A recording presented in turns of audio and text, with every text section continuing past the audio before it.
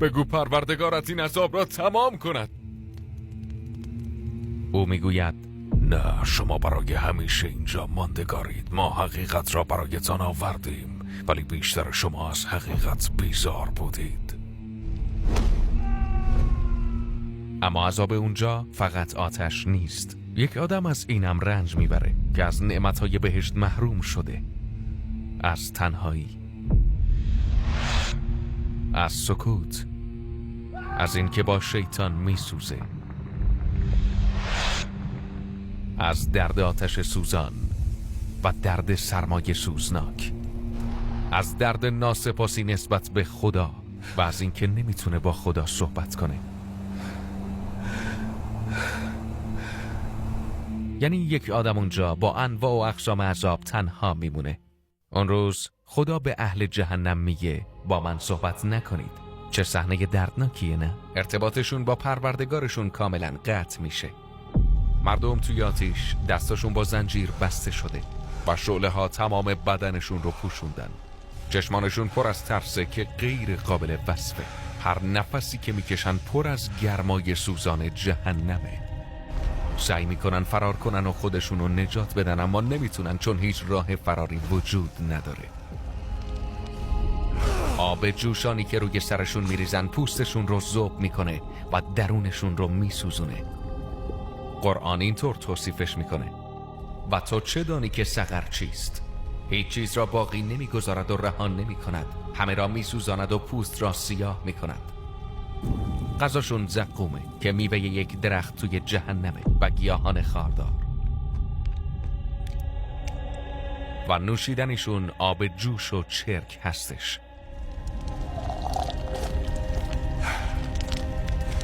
هر بار که می نوشن عذاب رو تا مغز و سخون حس می کنند. پیش روی او جهنم است و از آب چرکالودی نوشانیده می شود. آن را می خورد و به سختی آن را فرو می برد و از هر طرف مرگ به سراغش می آید، ولی نمی میرد و عذابی سخت‌تر در پیش دارد. در آیه دیگری خدا می‌فرماید: غذایی برای آنان نیست جز از گیاهی خاردار و زهرآلود که نه آنان را فربه کند و نه گرسنگی را برطرف سازد. هر بار که فریاد میزنند دیگه طاقت ندارم، عذابشون شدیدتر میشه. تنها امیدشون اینه که بمیرن و نابود بشن، اما این هرگز اتفاق نمیافته. مگه اونا توی دنیا سر مردم بیگناه بمب نمینداختن و اونا رو عذاب نمیدادن، اونم بدون اینکه به اشکاشون توجهی کنن؟ مگه وقتی مادری از فرط ناامنی گریه میکرد اونا نمیخندیدن؟ ای کاش عقلم سر جاش میبود، ای کاش فرصت دیگه ای داشتم. اما با اینکه فریادهاش در تاریکی تنین انداز میشه، این هیچ چیزی رو تغییر نمیده. آزمون این دنیا به پایان رسیده و حالا با نتیجه اعمالشون روبرو میشن. توی اون روز جماعتی که توی جهنم میسوزن با همدیگه بحث و جدل هم میکنن. اونا همدیگر رو مقصر میدونن و یکدیگر رو نفرین میکنن. در قرآن اینطور توصیف شده: الله میفرماید به همراه امتهای پیشین از جن و انس داخل آتش شوید. هر بار که گروهی داخل میشود، گروه پیش از خود را لعنت میکند. سپس وقتی همه در آن جمع شدند، آخرین آنان به اولینشان میگوید: پروردگارا، اینان ما را گمراه کردند، پس 2 برابر عذاب آتش به آنان بده.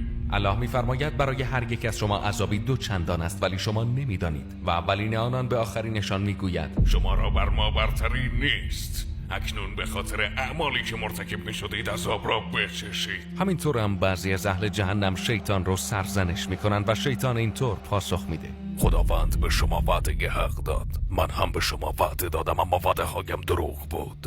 من بر شما تسلطی نداشتم جز اینکه شما را دعوت کنم و شما هم دعوتم را پذیرفتید. پس مرا سرزنش نکنید، خودتان را سرزنش کنید. من نمیتوانم شما را نجات دهم و شما هم نمیتوانید من را نجات دهید. من شرکی که قبلا برای خدا قائل شدید را رد میکنم. در آخر ستمگر به سزای اعمالش میرسه و در نهایت مظلوم همون چیزی رو که سزاوارش هست میگیره. هیچ کدوم از ما نمیدونیم چه زمانی مرگ به سراغمون میاد، اما تمام اون چه در این مجموعه گفتیم قطعاً اتفاق میافته. فرشته مرگ نظاره‌گرته، قبر در انتظارته، حساب و کتابت آسون نیست. یه طرف بهشته و از سمت دیگه جهنم.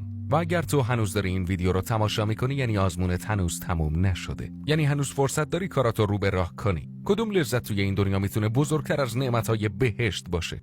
آیا میارزه که برای لذت‌های زود گذر این دنیا بهشت ابدی رو از دست بدی؟ کدوم سخت‌تره؟ همون نمازایی که برای خوندنش تنبلی میکنی یا عذاب جهنم؟ توبه کردن که سخت نیست و خوندن 5 نماز در روز حتی 1 ساعت هم وقت نمیگیره. وقتی همه توی وقایع ترسناک پس از مرگ غرق ترس و وحشتن، آیا ارزش نداره که با چهره ای شاد وارد بهشت جاویدان بشی؟ ما بی هدف به این دنیا فرستاده نشدیم. مرگ واقعیه، قبر واقعیه و حسابرسی قطعاً برپا میشه. ما نمیتونیم این حقایق رو انکار کنیم. با این همه واقعیتی که پیش رومونه چطور میتونیم طوری زندگی کنیم که انگار هیچ کدوم وجود ندارن؟ مرگ هر روز در خونه 250,000 نفر رو میکوبه. آیا این هنوزم برات بی‌معنیه؟ قبل از اینکه مرگ تو رو بیدار کنه، خودت بیدار شو، چون مرگ نمیمیره. توبت رو به تأخیر ننداز. امروز در حالی که هنوز برات وقت هست، در حالی که قلبت هنوز میتپه، در حالی که هنوز میتونی به سجده بیافتی، در حالی که در توبه هنوز برات بازه. اگر نماز نمیخونی از همین حالا شروع کن. با اپلیکیشن رایگان نماز ما که هیچ تبلیغاتی نداره میتونی خوندن 5 نماز روزانه رو به یک عادت همیشگی تبدیل کنی. اگه میخوای ایمانت رو قوی کنی و دانش اسلامیت رو افزایش بدی، ما ویدیوهای زیادی توی این کانال برات آماده کردیم. میتونی برای تماشای اونا به صورت منظم برنامه‌ریزی کنی. اگه بلد نیستی قرآن رو به عربی بخونی، ما اپلیکیشنی به نام لام الف قرآن داریم که میتونی به راحتی و سریع و رایگان یاد بگیری. و اگر میخوای معانی قرآن رو عمیق‌تر بفهمی، مطالعه ما رو دانلود کن.